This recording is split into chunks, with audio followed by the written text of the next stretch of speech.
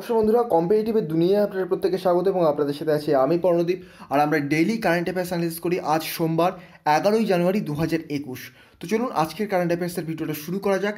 আর ভিডিওটা শুরু করবার পূর্বে ছোট্ট একটি রিকোয়েস্ট, এগিয়ে চলো 2.0 চ্যানেলটি সাবস্ক্রাইব করতে ভুলবেন না। এই চ্যানেলে জেনারেল সায়েন্সের প্রত্যেকটি লেকচার পাবেন এবং এগিয়ে চলো এই টেলিগ্রাম চ্যানেলে আমার প্রতিটি লেকচারের আপডেট এবং এই কারেন্ট অ্যাফেয়ার্সের পিডিএফ কালেক্ট করতে পারবেন এবং দুটি চ্যানেলের লিঙ্ক আমি আমার ডেসক্রিপশন বক্সে দিয়ে দেবো। আর গত দিনের কারেন্ট অ্যাফেয়ার্সের কোশ্চেনের যারা সঠিক উত্তর দিয়েছিলেন তাদের নাম আমি ভিডিও শেষে অ্যানাউন্স করব। চলুন শুরু করা যাক। তো আজকের প্রথম যে কারেন্ট অ্যাফেয়ার্স রয়েছে সেটা দেখুন, বলছে 2021 সালে বাজেট কবে প্রকাশ করা হবে। Very very important current affairs. Actually budget এবং ইকোনমিক সার্ভে দুটোই ইম্পর্টেন্ট হয়, কিন্তু ওই পার্সপেক্টিভ অর্থাৎ ইকোনমির পার্সপেক্টিভ বাদ দিলেও এদের প্রকাশের ডেটও কিন্তু ইম্পর্টেন্ট হয়ে যায়।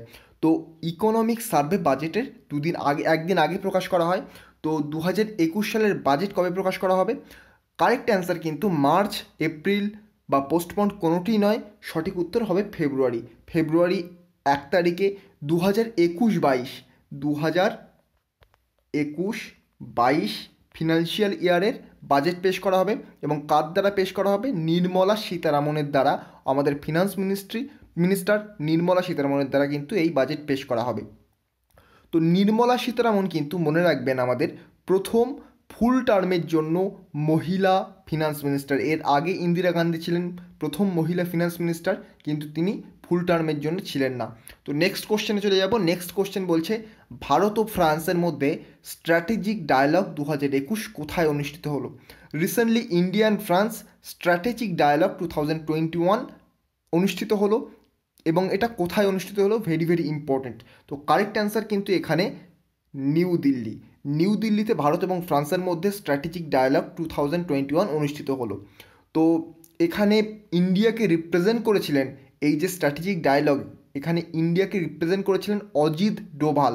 আর এটা মনে রাখবেন, এখানে ডিসকাস করা হয়েছে about maritime security in India, in Indo Pacific region, যেখানে সবসময় গণ্ডগোল চলছে, চায়না যেখানে বারবার দখলদারি দেখাচ্ছে, কিন্তু সেই ইন্দো প্যাসিফিক, এই যে প্যাসিফিকের সাথে ইন্দো টার্মটা যোগ করা হচ্ছে, এটা কিন্তু ভারতের একটা পাওয়ারকে বোঝাচ্ছে বা সফট পাওয়ারকে এখানে বোঝাচ্ছে।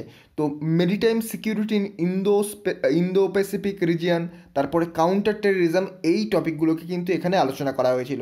তো মনে রাখবেন ফ্রান্সের প্রেসিডেন্টের নাম কি? Emmanuel Macron. Very very important. ফ্রান্সের প্রেসিডেন্টের নাম ইমানুয়েল ম্যাক্রন। ফ্রান্সের ক্যাপিটালের নাম প্যারিস এবং ফ্রান্সের কারেন্সির নাম ইউরো। ইম্পর্টেন্ট।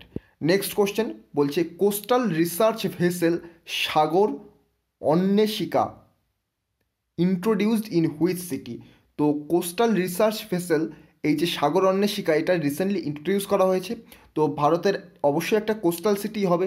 তো তাহলে এখানে বাদ দেওয়া যাচ্ছে, নিউ দিল্লি হচ্ছে না, তাহলে এখানে বেঙ্গালুরু হচ্ছে না, তাহলে এখানে দুটো অপশান থাকছে, কোচি অথবা চেন্নাই। কিন্তু এখানে একটু ভেবে দেখুন, আপনি এলিমিনেশন প্রসেসেই অ্যান্সার দিতে পারবেন। কিভাবে? তার কারণ হচ্ছে রিসেন্টলি কোভিডের পরিমাণটা কিন্তু এই যে তামিলনাড়ুতে দেখা গেছে বেশি, তাহলে কিন্তু কোচি আপনি বাদ দিতে পারছেন। আপনি জানছেন যে তাহলে কোচি হচ্ছে না, তাহলে কারেক্ট অ্যান্সার কী হবে? কারেক্ট অ্যান্সার হবে চেন্নাই। তামিলনাড়ু চেন্নাইতে কিন্তু coastal research vessel Sagar অন্বেষিকা recently introduce করা হয়েছে। তো তামিলনাড়ু সম্পর্কে ইম্পর্টেন্ট তথ্য জানা দরকার। তামিলনাড়ুর ক্যাপিটালের নাম কি? তামিলনাড়ুর ক্যাপিটাল চেন্নাই নিজে। তারপরে তামিলনাড়ুর সিএমের নাম কি? এট্টাপাডি কে পালানাস্বামী। তামিলনাড়ুর গভর্নরের নাম কি? বনুয়ারিলাল পুরোহিত। মনে রাখবেন, স্ট্যাটিক জিকের পোর্শন থেকে খুব ইম্পর্টেন্ট। অ্যাকচুয়ালি আপনারা যারা আমার এই কারেন্ট অ্যাফেয়ার্সের ভিডিও দেখেন তাদের আলাদা করে স্ট্যাটিক জিকে পড়তে হবে না, এই ভিডিওর মাধ্যমে আমি আপনাদের স্ট্যাটিক জিকে সম্পূর্ণ কভার করে দেব। Next, making of a general a Himalayan echo, বইটির নাম আরেকবার দেখে নিন। Making of a general a Himalayan echo, বইটির লেখককে? Governor of Assam, governor of Manipur, governor of Meghalaya আর গভর্নর অফ নাগাল্যান্ড। এই চারটি অপশানের মধ্যে আপনাকে সঠিক উত্তর চুজ করতে হবে। তো এখানে কারেক্ট অ্যান্সার হলো making of a general a Himalayan echo, বইটির লেখক হচ্ছেন governor of Manipur. Governor of Manipur. তো মণিপুরের গভর্নরের নাম কি? Najma Heptulla. Very very important. মণিপুরের গভর্নরের নাম নাজমা হেপতুল্লাহ। তো মণিপুরের ক্যাপিটালের নাম কি? মণিপুরের ক্যাপিটাল হচ্ছে ইম্ফল এবং মণিপুরের সিএমের নাম হচ্ছে N Biren Singh. Very very important.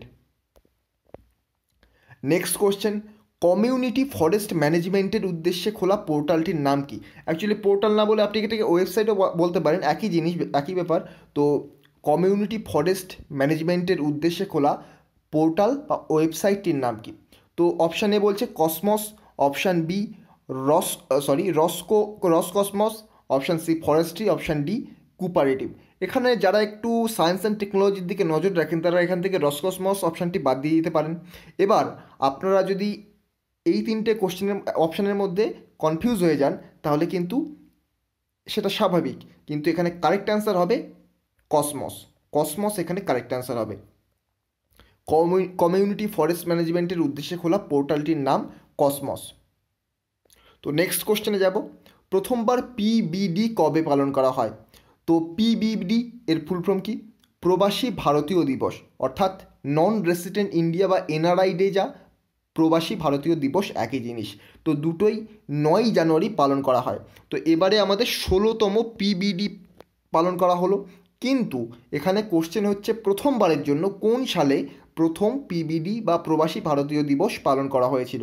তো সঠিক উত্তর কিন্তু এখানে 2003 হবে। 2003 সালে অটল বিহারী বাজপেয়ীর সময় কিন্তু প্রথম পিবিডি পালন করা হয়। এবারে হলো 16তম, 2021 সালে হলো 16তম এবং 2003 সালে হয় প্রথম। আর এই দিন কিন্তু 1915 সালের এই যে দিন 9 জানুয়ারি দিন গান্ধীজি সাউথ আফ্রিকা থেকে ভারতে এসেছিলেন, তো সেই দিনটা হিসেবেই পিবিডি পালন করা হয়।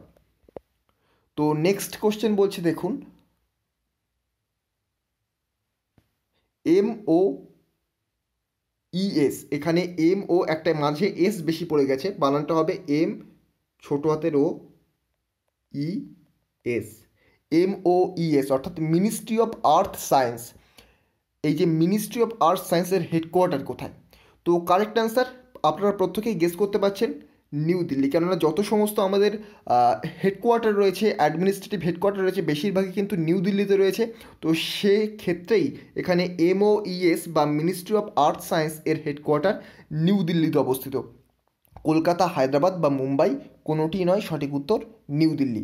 আর আমাদের মিনিস্টার অফ আর্থ সায়েন্স তিনি হচ্ছেন হর্ষবর্ধন, বা আমাদের আর্থ সায়েন্স মিনিস্টারকে Harshvardhan, union minister Harshvardhan, very very important.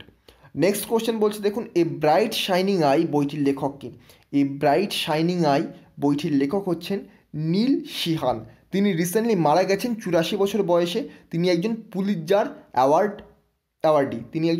Awardee এবং পুলিৎজার প্রাইজ পেয়েছিলেন কোন রাইটিংয়ের জন্য বা কোন বইয়ের জন্য? তো এই যে এ ব্রাইট শাইনিং আই বইটির জন্য তিনি পুলিৎজার প্রাইজ পেয়েছিলেন নীল সিহান, ভেরি ভেরি ইম্পর্ট্যান্ট। তো এবার আমরা চলে যাব যে গতদিন কারা কারা সঠিক উত্তর দিয়েছিলেন। এখানে তনুকা মণ্ডল, পিঙ্কি পাল, তারপর এখানে মৌমিতা মণ্ডল, এই তিনজন কারেক্ট অ্যান্সার দিয়েছিলেন। তো দিতে থাকুন অ্যান্সার, কোনো রকম প্রবলেম নেই। আপনাদের কোনো রকম প্রবলেম হলে আমাকে কমেন্ট বক্সে অবশ্যই জানাবেন, আমি অবশ্যই রিপ্লাই দেওয়ার চেষ্টা করব। তো পরবর্তী দিন অর্থাৎ আগামীকালকের জন্য কোশ্চেন, উডেন স্যাটেলাইট কোন দেশ লঞ্চ করতে চলেছে? রিসেন্টলি আমি আলোচনা করেছিলাম এই কারেন্ট অ্যাফেয়ার্সটা যে উডেন স্যাটেলাইট একটা দেশ লঞ্চ করতে চলেছে। তো option A USA, option B India, option C Japan, option D China. তো উডেন স্যাটেলাইট কোন দেশ লঞ্চ করতে চলেছে? কারেক্ট অ্যান্সার আপনারা আমাকে কমেন্ট বক্সে জানাবেন। তো এই ছিল আজকের ভিডিও। যদি ভিডিওটা ভালো লেগে থাকে এবং এই ধরনের ভিডিও রেগুলার পেতে চান তাহলে আমার চ্যানেলটিকে সাবস্ক্রাইব করে পাশে থাকা বেল আইকনে প্রেস করতে ভুলবেন না। তো আজকের মতো গুড বাই, পরবর্তী ভিডিওতে আপনাদের সাথে আবার দেখা হবে। Thank you.